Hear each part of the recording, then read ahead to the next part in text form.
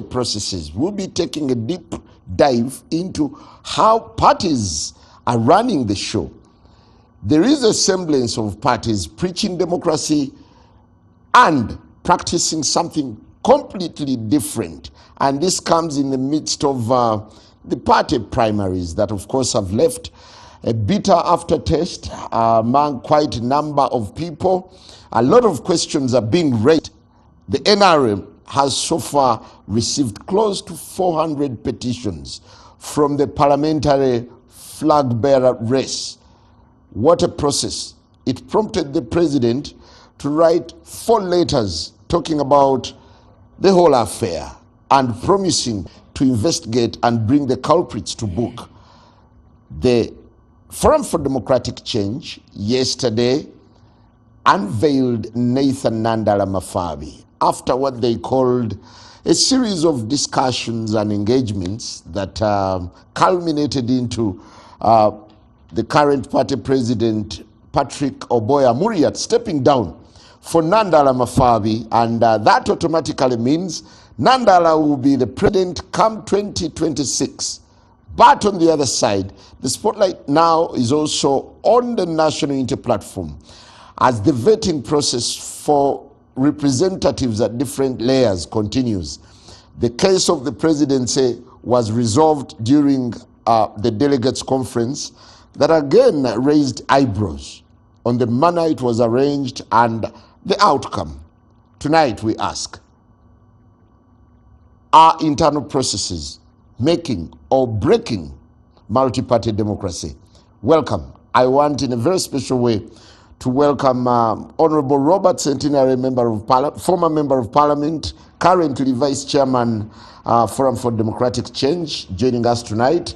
Professor Roger Barigayomwe, a political science lecturer at Kampala International University.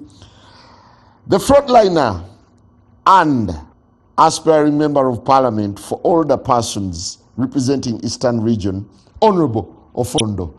And thank you. Council George Musisi. Yeah, still in pencil. That's correct. I'm trying to be kind enough. Yeah, but with the injection Kagwanja has just given me before he entered here, I think Kagwa has done a blood transfusion on me. I thought that was a secret. so my vehicle won't stop on the way. George Musisi, Council for the National Unity Platform, and Honorable Dr. Chris Pariomusi, the giant from the hills of Kabali, and Minister for ICT, Kanungu, the man from Kanungu. Good to have you. Thank you a very good evening. I'll begin with you, Honorable Centenary. Well, there was a big headline. Nandala Mafabi is the official party flag bearer. Can you tell us how you arrived at this and what makes it such a big deal? Well, thank you and good evening all our viewers. It was a series of processes. Definitely we had 2 candidates that nominated. They are all good, competent enough to carry on the mantle of presidential flag bearer. Without a doubt, if any one of them had been given to run this country, they would do it without fear or favor. So during the process of campaigning and consultations, obviously, we looked at 2 things. First of all, our process of electing a presidential flag bearer requires a delegates conference that is very expensive, and many of our members and supporters were worried about that expenditure. You took a shortcut. There was bet that if we saved that money, it would help us to support our flag bearers, councillors, LCs, members of parliament. They want posters, they want nomination fees, they want some support to campaign out there. So instead of calling for a delegates conference, we would rather negotiate. But also we had elders interacting with each other. Wherever they went, the plea was that there should be consensus. And considering the past history of acrimonious elections, both for structures and presidential flag bearers, we did not want to go back to the same acrimony that has characterized our internal democracy. So when the elders... Is this the new norm in FDC? Because traditionally, FDC has elected leaders, not anointed leaders. There was no anointing. If somebody steps down, he has stepped down. You will not force him to proceed with the campaign. So there is no anointing. But FDC in our constitution, we provide for vetting, we provide for consensus building, we provide for election, which is voting. All those are part of our processes of getting a candidate. It has happened before that a presidential candidate has been given a flag without even competing for it. Dr. Besigye has done that before. So it's not a new phenomena in the FDC, and it is constitutional. The elders engaged because we had a candidate from Buteso, we had another one from Bugisu. There was an interaction, a series of them, including even religious leaders, by the way. And the last engagement was with the elders of the party from the different sub-regions. So we pleaded with our candidates to at least respect what the recommendation of the elders, which they said they adhered to. And yes, we are good to go, and we are happy that our choice of the flag bearer for the presidency is not regrettable. Honorable Centenary, after Amuriat, the barefoot presidential candidate, performed dismally, garnering 3.26% from the presidential election, do you think Nandala Mafabi can turn around anything, especially coming from a party that's been hugely bruised? You know, I've always told people that the person who does not expose his strength is the strongest candidate you can ever have.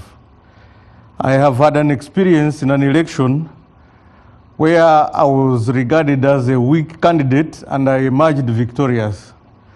But in an election where I posed as a strong candidate, I actually lost it because all the machinery was pointed at me, and because they knew now I was a strong one. So for me, I don't believe in making a lot of noise. I believe in doing my groundwork and surprising people. Those of you who think Nandala is a weak candidate, you're yet to get a surprise. Dr. Bariomusi, another contender to face off with President Museveni in the names of Nandala Mafabi. Do you imagine it's going to be a showdown? On one part you have Mugisha Muntu, Nandala Mafabi, Honorable Robert Chagulanyi, Kabuleta on the other hand. Even Katumba, boy. Well, and the list continues. First of all, it's NRM that ushered in this democratic dispensation that Ugandans who feel they are eligible can offer themselves for any position from the level of the president to any other position. So they are welcome, but definitely they are no match President Yoweri Museveni. For us as NRM, we are fielding President Yoweri Museveni. And while they are welcome, I think they will perform extremely very poorly, as usual. So Honorable Nandala, yes, I congratulate him for the elevation to the presidential candidate. That is if he meets the requirements to be nominated as a candidate. But whether... Yeah, but you're looking at Nandala, who until recently has been a power... Where? A power center in Eastern Uganda. Where? In Eastern Uganda. How do you measure that the power centeredness? Remember, yes, he has been winning a parliamentary seat even like in the 2011 election when he faced off with Bobi with all the state machinery, And you see he's entrenched himself so much. All of us are powers in our constituencies, but the parliamentary election and presidential election are miles apart.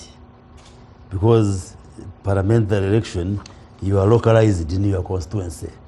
But the presidential election, you are talking about from Karamoja to Chigezi, from Western Nile to Bukedi, the whole country. And yeah, but you can it's look looked at at as the dynamite of Eastern You can look region. at it from Nandala Mafabi, a flag bearer for FDC. How strong is FDC in this country? It has been shattered by the internal contradictions that they have faced.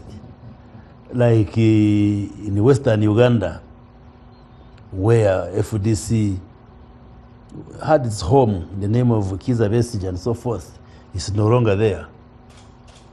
Nobody can dare in a larger Western Uganda pick a flag on FDC, say Ankole, Chigezi and so forth. So how will he mobilize support there? How? So it's good he gives Is it a there try. anything that you would admire about the FDC process that culminated into the election of Nandala or the appointment of Nandala? Well, they should have legitimized his candidature through a delegates conference so that he has that anointment by the delegates. But just to appoint you from an office room, I think that denies him legitimacy. Maybe hopefully they will still hold the conference to give a nod. But Professor Roger, do we look at FDC as a yardstick for internal democracy and maybe their model? Do you see anything worth emulating by other political players? First of all, I congratulate them over what to me I thought was a comedy, because most of us saw that Nandala was coming as a candidate. But because I think of the fear that what the public had perceived as a party which had been bought by the NRM, then they said they have to act their comedy up to the end. We knew. And indeed, if you know, we've been following the FDC contestation, you would find real debate from the beginning to the end. When, for example, Mugisha Muntu faced off Kiza Besigye. But these two knew. And remember, they were the point of accusation from the FDC which broke away, that they had taken the money. So now, to us observers, analysts, we saw as if they were playing a game which in the end would end up with Nandala Mafabi. But somehow, like Honorable Sentinel said, they had to continue their act. And remember, now even they credited the source that theirs was more about monetary value. And he said we had to save money. This money they had to save and come up with what they knew. Because we followed campaigns. We didn't see any hot spot where these two were contesting. And clear, like you said, Simon, that it was known that power had become weak, especially from the results of the past election. So he was not interested in the presidency. He himself knew Nandala would come, but they wanted to put up sort of a legitimate thing because FDC, and it rhymes with our debate, FDC was, to me, the point of success of NRM to build party democracy. But NRM along the side, they came to kill its baby. NRM came to kill FDC through what we believe, most of us analysts, through Nandala and power. And now, like Honorable said, Baryomunsi said that now they are celebrating that FDC is not in Chigezi. Kiza Besigye was the FDC after he's being confined, which to me is unfortunate for Uganda. Because if you see FDC was a party of about more than 15 years experience. Because FDC built from powerful reform agenda to FDC. And after all these experiences, NRM comes to kill it. And like I've said, it's comedy. I believe Nandala will only stay maybe in Bugisu. He's strong there, but I don't see. Why are you wishing him away too soon? No, what Remember, he was one of the pillars that supported the Besigye. Now you're trying to acclaim as having been a strong man. Exactly. If Nandala had succeeded Besigye like we thought it would be, he would be a very strong man. And like I told you, NRM saw it very fast in their strategy. I think they tried to destroy them at that point, and they did not notice it. And now, one, they've killed party democracy because, for example, FDC is destroyed, PFF is also not going to come out, and now for them they are comfortable with contesting with NOP, which does not have that party experience. Council George, for the past several years, the relationship between the National Inter-Platform and Najana Nkumbi has been frosty. What does the arrival of Nandala Mafabi now, as the party flag bearer for the presidency, mean to you? I don't think it means anything different. And I think at the expense of sounding like Honorable Sinary's advocate, if this is advocate, there are two things. There is legality and legitimacy. The first test, did their processes satisfy their internal regulations and constitution? Yes, if that's what he's saying. Secondly, legitimacy is given by the people who are most concerned. That is the membership, especially of FDC. He says the elders sat. Well, even if whether they sat or not, there are two candidates, and one of the candidates pulls out in any process. What do you say? Does their constitution say that you open up nominations? Is there anyone who's complaining that they are locked out? If you are crucifying them only at the expense of going through a process which is predictable, look at Honorable Badiom's party. In terms of predictability, they have had the other day someone came for the post of chairman and Tango Doi said, no, that was resolved years ago. Then a few days later said, okay, you can come. So if you talk about predictability, I think many of the parties, even some in some office bearers, you can say that in this position they are going to bring this person. I've heard of a party which says all incumbents are not going to be subjected, all incumbent MPs are not going to be subjected to a fresh contest.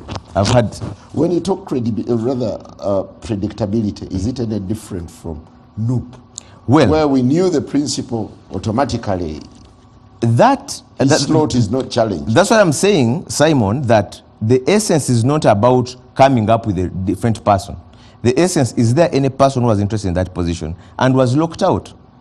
Secondly, there are some issues that are, if you look at one of the biggest democracies in the world, US, which has had a democracy for a very long time, and you look at the way they come up with their presidential contenders, you know that Biden was almost forced out of the race. We saw that. They were behind the scenes negotiations to see that maybe we bring a different pace. Just as it happened in 2016, because Biden wanted to come. And then they said, no, you stand aside, let Hillary come in. So the essence, let's look at the core, with the fundamentals of a democracy. That one, there is inclusiveness. All concerned parties given a fair chance to compete. Because the last time, you remember, if you look at in 2015, the National Resistance Movement, when the Secretary General wanted to stand against the chairman, they even amended the constitution to ensure that, no, let's have a different Secretary General who is not electable. So for me, I wouldn't want to look at it in the sense of the outcome, but look at the processes. And I would be most concerned if there is a person who is aggrieved, who was locked out unfairly, because that is what the legality would look at. And whether Honorable Nandala Mafabi will get the traction, and of course FDC is suffering from what the bite set itself. We were used to competitive internal internal elections, right from Dr. Kiza Besigye and Mugisha Muntu in 2000. then Mugisha Muntu and Besigye again, then Nandala Mafabi and Mugisha Muntu. So we are used to that. When we saw the bromance between these two candidates, that they would even share campaign podiums, of course it looked like it was an act, it looked like it was a ritual that they were going through. And that is because we are not used to that kind of FDC, of where candidates are competing against each other and they are almost holding each other by the hand. But whether he gets the traction, whether he brings back the FDC that were so used, that is a matter of politics. Okay. That's a matter of politics.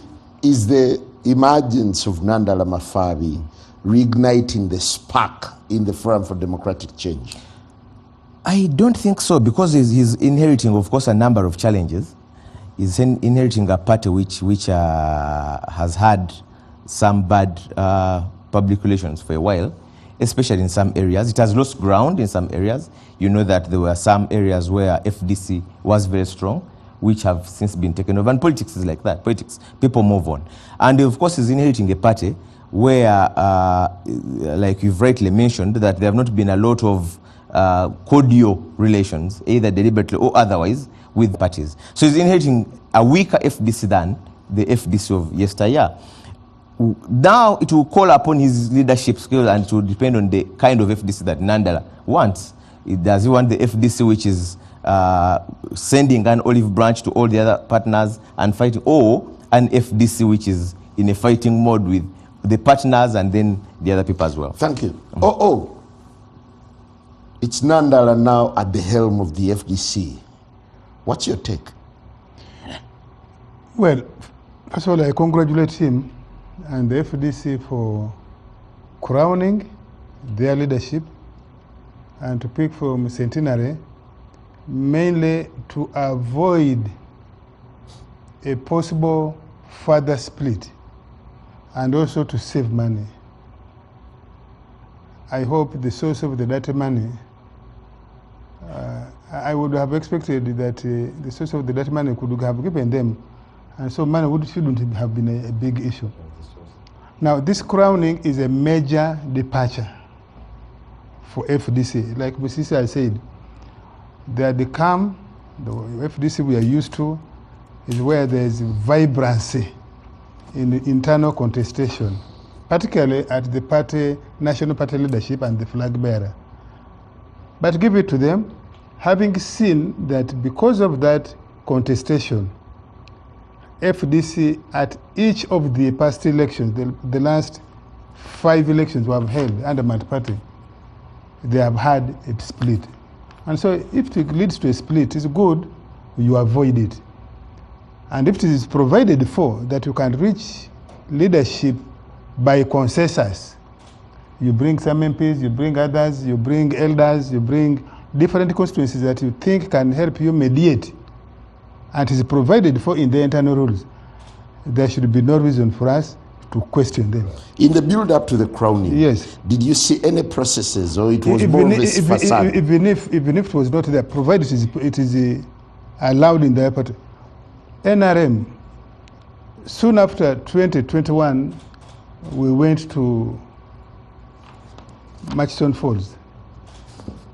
And we agreed, we said, where we see Uganda is going, it is good for us to maintain Yoweri Museveni. And we have lived to that billing 5 years later. It is provided for in our internal.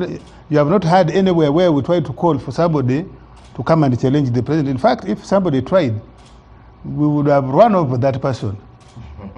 Because we would know he is removing a winning manager, is removing a winning captain. Is trying to disturb a scorer. Is that democracy? It is. Is that internal democracy? Yeah, for NRM. For NRM. For us, Museveni is not just a product, he's also a brand. And we have no issues for now. The people who have issues with us, because we have taken that, they can use another method to get their leaders. Now, Honorable Nandala is my friend. I spoke to him last night, but somehow he didn't tell me that he had been crowned. Now, crowning sounds vulgar. No. Now, first of all, let me correct you. When you say he is a kingpin in the East, does he influence the politics in the Jinja, in the Busoga? In Bugisu. No, so that's your concept of East? That's your understanding of East? Because you say the Far East. Let's look at the Far. Okay, let us even take the Far East. up to Karamoja. Does it influence the politics there? The next neighborhood of Honorable Nandara's constituency, district, which is Sironko and Bulambuli, is Kapchoro, is Sebei.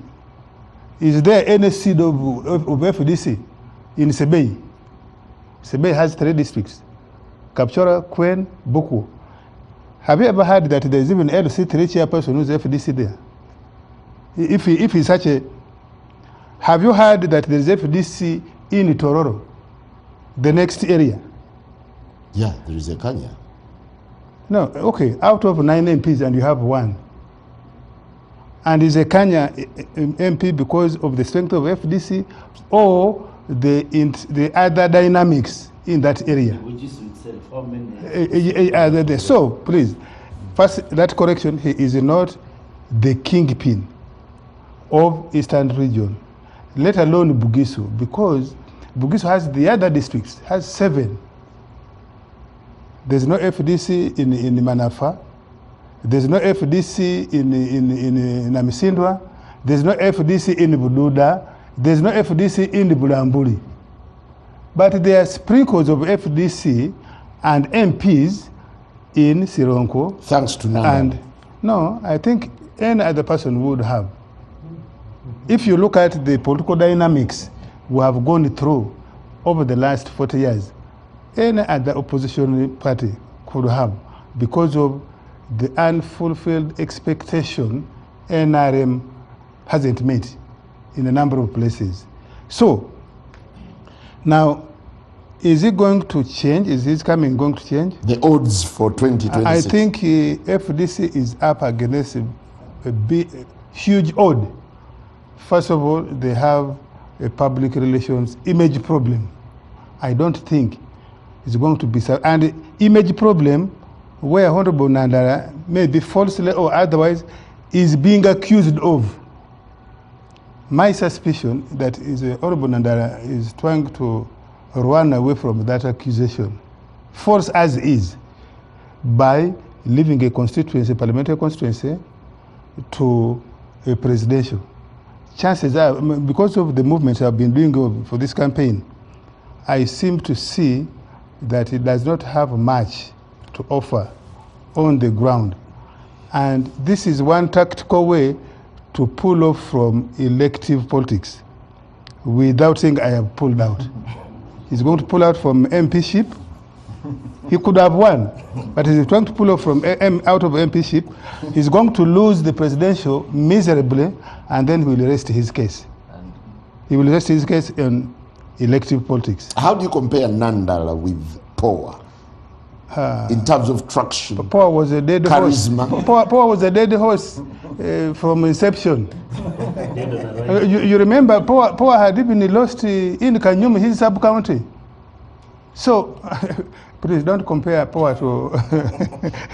And Nandara has been the person running FDC, even when Power was the president. In terms of the political dynamics, in terms of the resources, who is looking for the resources. I hear Power is now going back to a parliamentary constituency in Kanyum. I am in Teso. I don't think it's going to get it either. So, I don't think FDC has much, whether you bring Nandara or any other person, that FDC is going to have energy in this coming election. I don't think so. They are incapable. I don't think Honorable Nandara is going to recover what FDC lost. They can't recover Teso. I can assure you of that one. They cannot recover Choli. They won't recover even Kasese, where my young brother Centenary is. They won't recover Kungiri. No, it is not possible. But they look at... So you want to say their ground is shifted? Look at the 28 MPs FDC has. You know, FDC has never... The first time they scored highly, they got 39 MPs.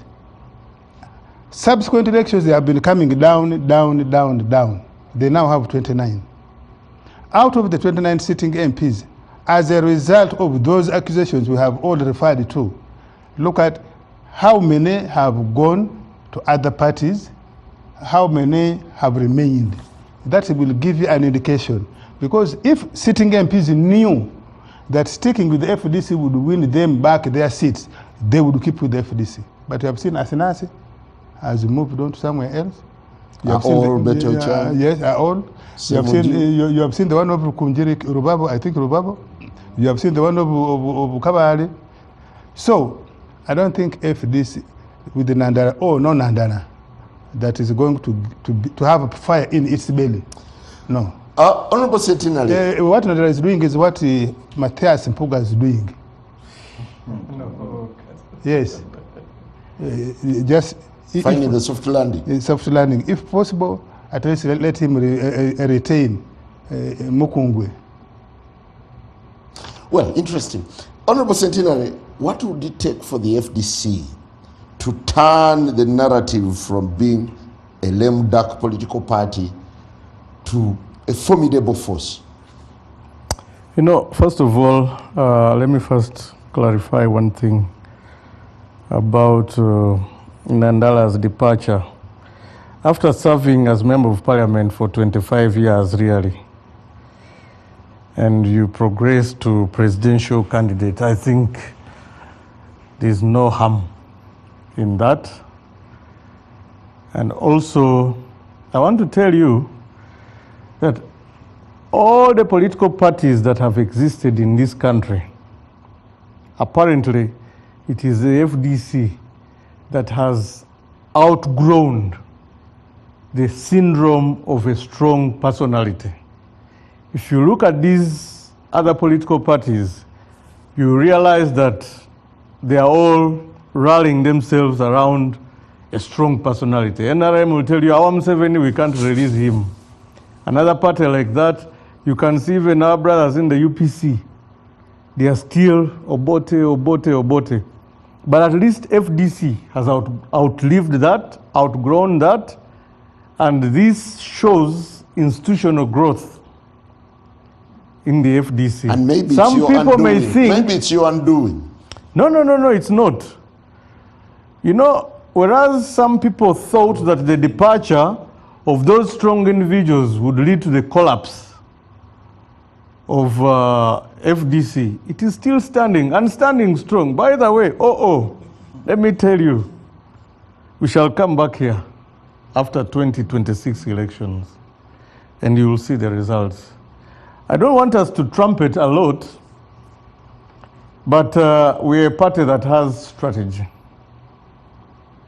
We've moved out from activism, issuing threats that we are not going to fulfill, but back to the chessboard. Okay, you're being haunted. So we know you're being haunted by allegations of money, allegations of being an extension of the state, and all these are hovering over your heads. Allegations are everywhere, I can tell you. Even within the NRM itself, you've seen people shouting, saying, you people are eating alone, for us we are not eating. So the money is everywhere, even in the ruling party. The allegations of people eating and others not eating, those ones are there and they are there to stay. Even tomorrow you'll hear those allegations. So for us, it's not, those are diversionary statements. Yeah, but we are keeping our eye on the ball. That is our main focus. Power managed to bring in at least 31 legislators. 31. Yes. 31. There were 32. 32. With all the splinters, with all the cracks that have emerged in the Forum for Democratic Change, how much do you think Nandala can bring to the party? Now, let me tell you something. My brother O.O. was talking about incumbents who have moved. He was mentioning some names. You see, those are some people. We have people who believe that without the blessing of a certain strong personality, they may not make it. Even if they are people who don't believe in themselves, they're not daring enough to live up to the mantle, the challenge. You see, when you're going into an election, you're not going there because you have a strong party president or a strong presidential candidate. FDC, during its formation, it started from a spirit of voluntarism. where everyone believed they can go for it. And at that time, the situation was even tough, to the effect that even the population, whenever you would identify with FDC, they would look at you as, they would start wondering what kind of brains does this person have. But over the years, 20 years now, we created a narrative in this country that everybody can participate, everybody can bring out their potential, and they can still take lead. That's why many of these political parties, from the example, the activism, the spirited fight we've been putting up in the last 20 years, are now coming up. We have built the confidence of multi-party and opposition politics in this country. Actually, I can tell you that FDC has been a school for multi-party politics in this country. Well, we'll take it up from there, still looking at internal party processes and asking, are they making or breaking democracy? Or do they expose the delusion of multi-party democracy? That and much more after the break. Good evening.